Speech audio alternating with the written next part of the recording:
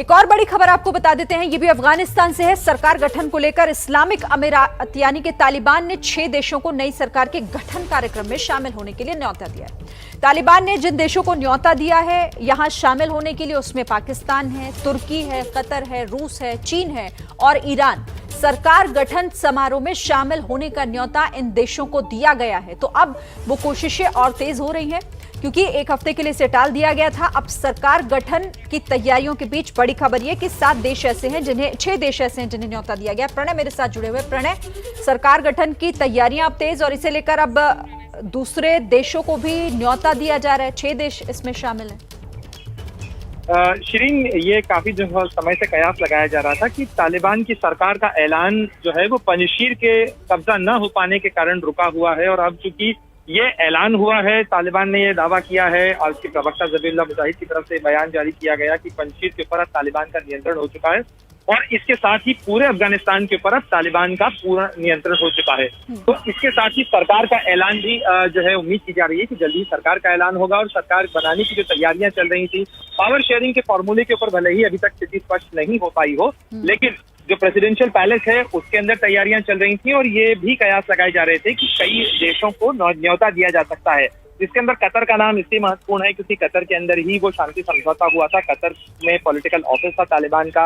रूस महत्वपूर्ण पड़ोसी है। चीन पर नजर है तालिबान की कि चीन की मदद उसको जरूरत होगी, चीन की मदद की। पाकिस्तान की महत्वपूर्ण भूमिका रही है और वो अभी भी तालिबान की जो तमाम शुराएं हैं वो पाकिस्तान के अंदर थी, इसे पाकिस्तान को भी न्योता दिया गया है। इसके अलावा ईरान महत्वपूर्ण पड़ोसी है अफगानिस्तान का। और जो बयान ईरान की तरफ से आए हैं वो निश्चित रूप से तालिबान के लिए चुनौती बढ़ा सकते हैं, क्योंकि ईरान इस चीज को अप्रूव नहीं कर रहा है। और ईरान की तरफ से इब्राहिम रईसी जो नए राष्ट्रपति हैं ईरान के, उन्होंने भी कहा था कि चुनाव होना चाहिए और चुनाव के जरिए एक चुनी हुई सरकार आनी चाहिए जिसके अंदर अफगान लोगों की जो विल है वो दर्शाई जाए। तो ये इन तमाम बयानों के बीच में पंजशीर को लेके जो लड़ाई हुई, उसको लेके जो ईरान के बयान हैं, इन तमाम चीजों के मद्देनजर कोशिश है तालिबान की अब इंटरनेशनल आउटरीच की कि वो अपने पड़ोसियों के साथ और अन्य मुल्कों को भी साथ लेके एक इंक्लूसिव चेहरा दिखाने की कोशिश करें कि वो इंटरनेशनल लेजिटिमेसी हासिल करना चाहते हैं। और उसी कवायद के मद्देनजर जो नई सरकार के गठन का कार्यक्रम होगा उसके अंदर अन्य देशों को भी न्योता दिया गया है। जी। अच्छा प्रणय, और अब से थोड़ी देर पहले हम देख रहे थे कि तालिबानी प्रवक्ता ज़बीहुल्लाह मुजाहिद की तरफ से एक प्रेस कॉन्फ्रेंस की गई। उसमें ये बताया गया कि हमने पंजशीर में कब्जा कर लिया है। साथ ही वो ये भरोसा भी जता रहे थे कि पंजशीर के साथ अन्याय नहीं होगा, कोई भेदभाव नहीं होगा। देखिए, ये पॉलिटिकली करेक्ट बयान है। तालिबान लगातार ये इस तरीके के बयान दे रहे हैं। ये बात उन्होंने उस समय भी कही थी कि बातचीत के जरिए मामले को सुलझाया जाएगा। जो वहां पर वरिष्ठ लोग हैं, एल्डर्स हैं, जो उलेमा हैं, उनकी टीम भी भेजी गई थी।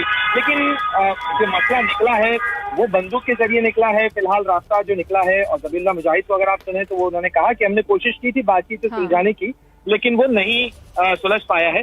तो अपना एक इंक्लूसिव चेहरा दिखाने की कोशिश तालिबान काफी समय से कर रहे हैं कि वो राजनीतिक रूप से ये सही दिखना चाहते हैं। और इसीलिए वो ये भी कह रहे हैं कि तालिबान किसी के साथ में अन्याय नहीं करेगा, जनरल एमनेस्टी होगी। जिन लोगों ने पिछली सरकारों के साथ काम किया था उनके साथ भी कोई भेदभाव नहीं होगा, अमेरिका की मदद करने वालों के साथ भी भेदभाव नहीं होगा। ये तमाम वो चीजें हैं जो तालिबान कह रहे हैं। अब इसका जो टेस्ट है वो जमीन पर होगा। तालिबान इसे कितना एनफोर्स कर पाते हैं ये आने वाला वक्त बताएगा। इसमें न तो ये कहा जा सकता है बिल्कुल